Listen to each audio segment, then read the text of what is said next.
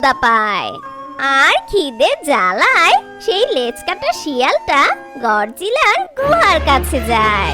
জিলার গুহার কাছে গিয়ে ঝোপের আড়াল থেকে তাকিয়ে দেখে গডজিলা শুয়ে আছে। তুই চুরি করবি আর তোর এই ডাইনোসরটার এত বড় সাহস! ওর সাহস তো দিন দিন বেড়েই চলেছে। বেটা আমার খাবার চুরি করে। জাহাপনা, শুধু আপনার খাবার চুরি না, সে কি বলেছে জানেন? আপনাকে সামনে পেলে সে মেরে ফেলবে।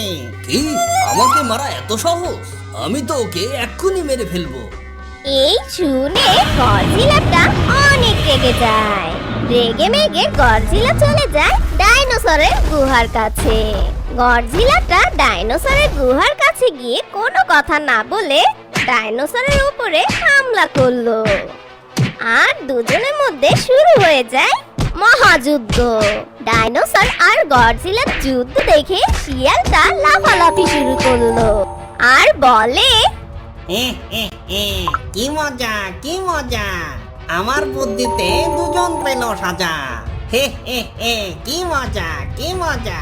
সেই দুষ্ট পাজি শিয়ালকে এমন লাফালাফি করতে দেখে ডাইনোসরের দুটি ছানা বলে, আপু আপু দেখো, ওই পাজি শিয়ালটা লাফালাফি করছে। আমি নিশ্চিত মার গডজিলার মধ্যে যুদ্ধটা ওই লাগিয়েছে। হ্যাঁ ছোট, তুই ঠিকই বলেছিস। চল